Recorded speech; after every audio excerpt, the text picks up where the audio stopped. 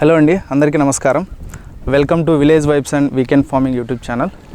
ఈరోజు అయితే ముఖ్యంగా లాస్ట్ టైం అయితే ఒక జనరల్ వీడియో అయితే తీశానండి మొక్కజొన్న గురించి. మెయిన్గా మొక్కజొన్న గురించి కంప్లీట్గా ఒక సిరీస్ మనం పెట్టినప్పటి నుంచి చిన్న మొలకలు వచ్చే తప్పటి నుంచి నెక్స్ట్ మనము మందులు ఎరువులు ఏవైతే వేసుకుంటామో వాటి దగ్గర నుంచి ప్రతిదీ అయితే మనం కంప్లీట్గా ఈ మొక్కజొన్న పంట గురించి ఒక సిరీస్ అయితే తీయడం జరుగుతుంది. మీరు అందులో అన్ని విషయాలు అయితే తెలుసుకోవచ్చు. అయితే మీరు కింద ఇట్లా దూరం నుండి చిన్న మొలకలు అయితే వచ్చాయి, మీకైతే కనిపిస్తుంటాయి. చిన్న మొలకలు ఆల్మోస్ట్ ఒక వారం రోజులైతే ఇది పెట్టడం అయితే జరిగింది. ఇక్కడ మీరు చూసుకున్నట్టయితే ఇక్కడ ఆల్రెడీ కలుపుకు సంబంధించి అయితే ఏమీ ఇంకా గడ్డి మందు ఏమీ వాడలేదండి, ఇంకా కొట్టలేదు. ఎందుకంటే వీళ్ళు ఏమంటున్నారంటే 20 రోజుల తర్వాత అయితే మనకు ఒక గడ్డి మందు ఉంటుంది. మొలవకు ముందు 2 డేస్ ఇత్తనం పెట్టిన ఒక 2 రోజుల్లో మనం గడ్డి మందు అయితే కొట్టుకోవచ్చు. అదొకటి డిఫరెంట్ ఉంది. లేకపోతే ఒకవేళ మనకు అందుబాటు కాలేదు ఆ 2 రోజులు కొట్టడం అంటే నెక్స్ట్ 20 డేస్లో అయితే మనము వేరే గడ్డి మందు ఉంటుంది. అది మనకు ఈ మొక్కజొన్న మొలకలకైతే ఏమాత్రం సమస్య ఉండదు, ఓన్లీ కలుపును మాత్రమే నివారిస్తుంది. కానీ ఇక్కడ మెయిన్గా ఒక మనం రెఫర్ చేసేదంటే గడ్డి మందుని అయితే కొట్టమని అయితే చెప్పట్లేదు. కానీ 20 రోజులు కొట్టే గడ్డి మందు కంటే ఫస్ట్ మొదట విత్తనం మొలచక ముందు కొట్టే గడ్డి మందు ఎక్కువగా ప్రభావితం అయితే చూపిస్తుంది మనకు.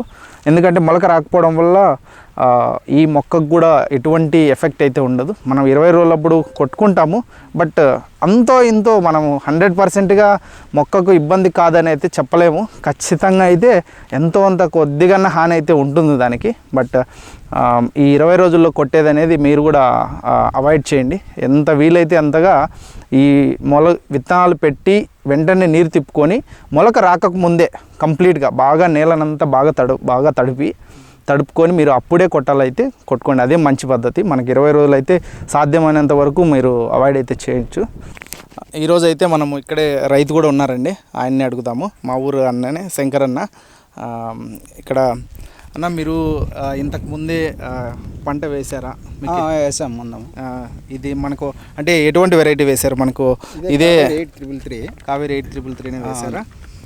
ఇప్పుడైతే మీరు ఎన్ని ఎకరాల్లో అయితే సాగు చేశారు? 2 ఎకరాల్లో సాగు చేశాను. 2 ఎకరాల్లో చేశారు. ఇంతకు ముందు అయితే మీరు ఎన్ని ఎకరాల్లో సాగు చేయడం జరిగింది మొక్కజొన్న? అప్పుడు 2 ఎకరాలు చేశాను. ఇందులోనే పెట్టాను. అంటే ఇక్కడ చూసుకున్నట్టయితే రైతు చెప్తున్నది ఇది మొదట పంట ఇదే పెట్టారు.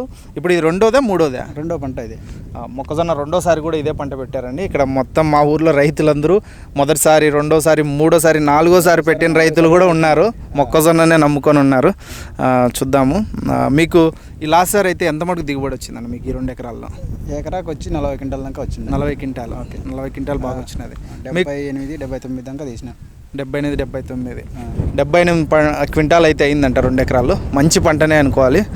చాలా ఈ విధంగా అయితే పంట పండితే రైతుకైతే మంచి గిట్టుబాటు అయితే ఉంటుంది.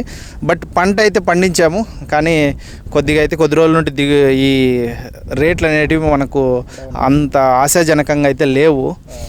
చాలా తగ్గాయి ఈ సంవత్సరము. ఈ కారులో ముందు కారులో ఎండకారుతో పోలిస్తే ఈ వర్షాకాలం పంటలు పెట్టిన పంటలకైతే అది అందులోనూ లాస్ట్ ముందుగానే కోసేసిన వాళ్ళవైతే పర్లేదు. లాస్ట్లో కోసిన వాళ్ళవైతే కొద్దిగా ఇబ్బంది అయితే పడ్డారు రైతులతో. ఆ రేట్ల గురించి దాని గురించి మనం ఇంకో వీడియోలో అయితే తెలుసుకుందాము. ప్రస్తుతం అయితే ఇది అండి ఈ వీడియోలో మనకి చిన్న మొలకలు ఇదైతే చూసుకున్నాము. ఇంకా నెక్స్ట్ వీడియోలో ఫర్దర్గా మనము కంప్లీట్ సిరీస్ అయితే ఉంటుంది. మీరు దీన్ని ఈ సిరీస్ మొత్తం చూడండి. మొక్కజొన్న ఎలా ఉంటుంది ఏమైనా అన్నీ చెప్తాము. అలానే చూస్తున్న వాళ్ళందరూ మీకు తెలిసిన సలహాలు సూచనలు ఏమన్నా ఉంటే మీరు కామెంట్ రూపంలో మాకు చెప్పగలరని అనుకుంటున్నాను. దయచేసి అందరూ లైక్ చేసి షేర్ చేసి సబ్స్క్రైబ్ చేయండి. Thank you so much.